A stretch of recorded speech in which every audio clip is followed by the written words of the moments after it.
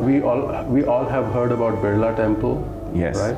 It was, do you know which year it was made in? 1936. Okay. All right. My father used to work in Gold Market, just next to Birla Temple. I used to go there very often, and this is a story I heard there, that Birla Temple was the first temple to be built after 1,000 years in Delhi. Before that, in medieval ages, there is no record of any medieval temple being built, right? Now, it surprised me, you know. Why? I mean, Delhi has been a Hindu city, it has been a Hindu population, and we have been very good in terms of building great architectural temples. They're there all over, and yet there was none in Delhi, and the first one to come up in only as late as 1936, right? I found that there were small temples, but none with the architectural splendor or anything. And the person who told me this story, he learned it from his grandfather, that he was involved with the building of the temple. And when they realized it, they cried, because they felt that after 1,000 years, they're doing so. And do you know, his grandfather told him why they did so? Because they said that it was the freedom struggle going on, there was a national spirit, and somewhere the fear that Hindus had that we should not build any large temples in Delhi or anywhere else, somewhere it started receding, right? Amazing. Like, for example, what is the oldest church in Delhi? It's St. Xavier's Church in Kashmiri Gate, which was built in the 18th century.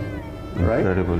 200 years before that. 200 years. So the Christians could come and build a massive church over here, but in the entire 18th, 19th century, there is no massive temple being built. Dr. Mitra, in fact, So, no, it's amazing. You know, Delhi is the cradle of the civilization that we know, which is Bharat, India. And therefore, since we start our stories from Indraprasht, which is Delhi, Hastinapur, which is a stone's throw away from Delhi, I cannot find a single temple in 100-kilometer radius of Delhi, which is even 100 years old. Yeah, there is none. And we call ourselves a 5,000-year-plus old civilization, of which we are in the very epicenter. Exactly, Sushil. So the fear that seeped in us made us pray inside. In fact, I'll just tell you a second story, which is very short. We were discussing Hindu festivals some time back. My wife was doing so, and there was a friend from the south, and she said, the festivals in the south, they are all collective. People all get together. And my wife, who's incidentally, she's from Kashmir, she says, we pray alone individually. So why this stark difference? We learned to hold our faith inside our homes. We did not go out.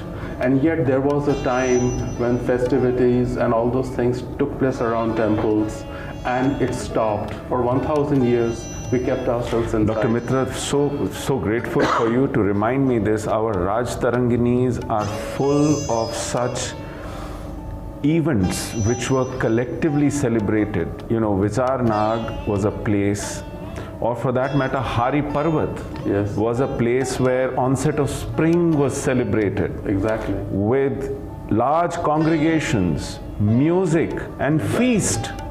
And then there are instances where these events, these celebrations were disrupted with violence. Exactly. And those descriptions are not just in Raj Taranginis, they are descriptions even in Persian accounts of what they did in Kashmir, Tawfatul Ahbab and Baharistan-e-Shahi. So how a faith just recoiled within and escaped to become anonymous and invisible is an amazing story. Sure, and also resilient, because Hinduism has a deep resilience inside, and that made it survive and such a degree of onslaught. And you know, if we see that invaders came from outside, they tried to change our faith, our religion, like they had done in other countries. Afghanistan changed, Iran changed, Saudi Arabia changed, but India did not change, our country did not change. And that was because of the inner resilience of Hinduism. And that is something I see as a psychologist, that which was very much there and which still very much exists, and it is expressing outwards right now.